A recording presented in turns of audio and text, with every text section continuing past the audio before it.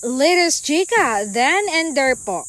Alam ko na siya na po ang mapapangasawa ko. Ito ang binahagi ni Donnie Pangilinan nang mapag-usapan ang kanilang love story ng kanyang leading lady or real life GF na si Bel Mariano sa isang panayam ng Showbiz Insiders. Alam mo yon, tinanong ko si Lord. Sabi ko, baka po pwedeng siya na. I asked talaga, and all humbleness, sabi ko, baka po pwedeng siya na. Kasi you know how much I love her. You know how much she loves me. Baka naman po pwede siya na po. Kwento ni Donnie.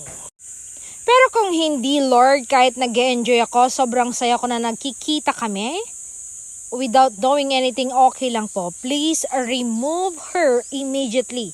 Pagpapatuloy pa ni Donnie.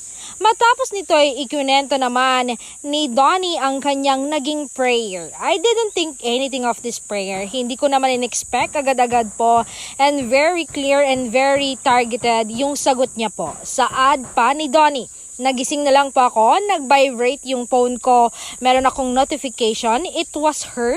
Nag-message po siya sa akin, hello, good morning. I was convicted by the Spirit to tell this to you.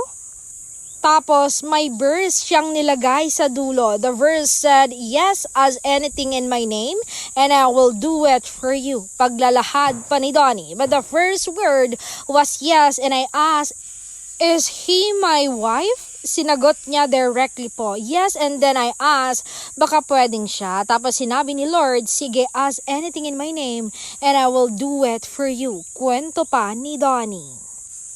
So, then there po, alam ko na po siya ang mapapangasawa ko. Alam ko na talaga, she didn't know by that time po, pahayag pa ni Donnie.